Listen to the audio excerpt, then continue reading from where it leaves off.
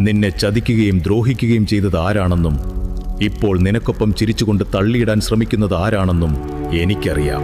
നന്മയോടെ നിന്നിട്ടും നിന്റെ കണ്ണീരിന് കാരണക്കാരായവരെ ഞാൻ കാണാത്തതല്ല.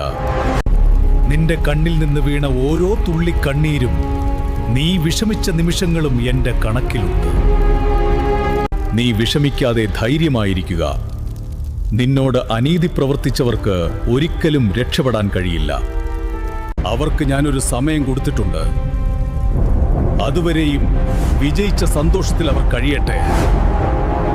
ആ സമയം കഴിയുന്നത് മുതൽ നിനക്ക് വേണ്ടി ഞാനൊരു തുടക്കമിടും. അന്നു മുതൽ നീ അനുഭവിച്ച അതേ വഴികളിലൂടെ യാത്ര ചെയ്ത് സമാധാനമില്ലാതെ അവർ അലയുന്നത് നീ കാണും. നിന്റെ കണ്ണീരിന് മറുപടി കൊടുക്കുന്ന നാളുകൾക്ക് അധിക ദൂരമില്ല. നീ ഭയപ്പെടേണ്ട.